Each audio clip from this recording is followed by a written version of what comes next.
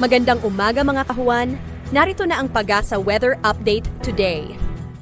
May kita natin ngayon dito sa ating satellite animation itong mga makakapal na kaulapan dito sa silangang bahagi ng Visayas maging sa malaking bahagi ng Southern Luzon kung saan ito pong mga kaulapan nito at pagguho ng lupa. Samantalang northeast monsoon o amihan naman ay patuloy pa rin pong nakaapekto sa nalalabing bahagi ng Luzon kung saan ngayong araw ay magdudulot din po ito ng mataas na tsansa ng mga pag-ulan dito sa malaking bahagi ng Northern at Central Luzon, maging dito din sa bahagi ng Metro Manila. And ina-expect po natin ngayon maging sa mga susunod din po na araw ay patuloy nga magiging malakas yung amihan at magdadala pa rin po ito ng malamig na panahon dito sa malaking bahagi ng Luzon. And sa kasalukuyan ay wala tayong minomonitor na bagyo or low pressure area na maaari makaapekto dito sa ating bansa.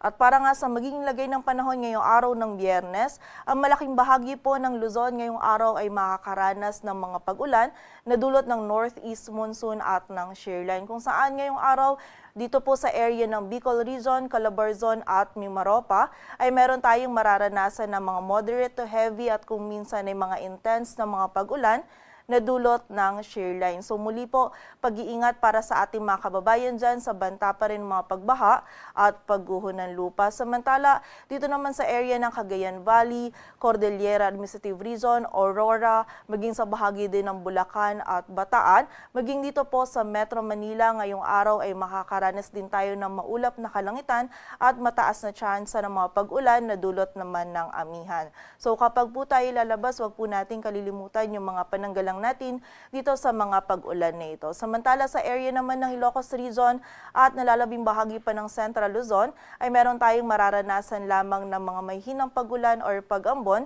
na dulot pa rin po ng amihan. And ngayong araw ang amihan po ay magdadala pa rin ng malamig na panahon dito sa malaking bahagi ng Northern at Central Luzon, maging dito po sa Metro Manila, lalong-lalo po yan sa madaling araw at sa gabi. Agwat ng temperatura dito sa Metro Manila ay mula 24 to 29 degrees Celsius. Samantala sa bahagi naman ng Visayas at Mindanao, patuloy pa rin po makakaranas ng maulap na kalangitan at ng mga pag-ulan, pagkidlat at pagkulog itong buong bahagi ng Visayas, baging ang Palawan at ang area din po ng Dinagat Islands, dulot pa rin yan ng shearline. So muli po, patuloy pong pag-iingat sa mga kababayan natin dyan sa banta pa rin ng mga pagbaha at pagguho ng lupa. Samantala dito naman sa nalalabing bahagi ng Mindanao, ay meron tayong mararanasan pa rin ng mga isolated o yung mga biglaang pag-ulan, pagkidlat at pagkulog na dulot naman ng easterlies. Agwat ng temperatura sa Cebu ay mula 24 to 30 degrees Celsius at sa Davao naman ay 25 to 32 degrees Celsius.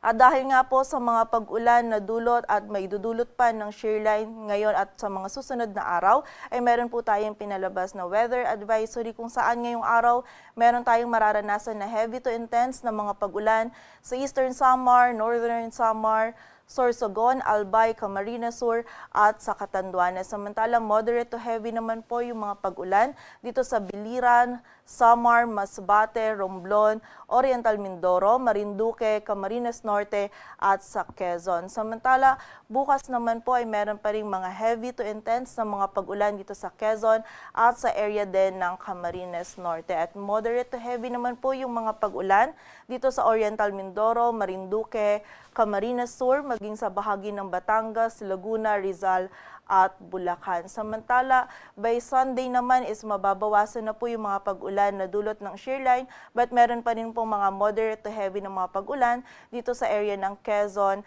at sa Camarines Norte. So muli po, pag-iingat po para sa ating mga kababayan sa banta ng mga pagbaha at pagguho ng lupa, and also makipag-ugnayan din po tayo sa ating mga LGU, lalong-lalo na yung mga areas natin na prone sa flash floods and landslides maging sa mga bulubunduking lugar. Samantala, para naman sa lagay ng dagat baybayin ng ating bansa, meron po tayong nakataas pa din na gale warning dito sa northern and eastern coast ng Catanduanes, maging sa northern and eastern coast ng Northern Samar at sa eastern coast ng Eastern Samar kung saan hindi pa rin po natin pinapayagang pumalaot yung mga kababayan nating mga isda, pati na rin yung may mga maliliit na sasakyang pandagat.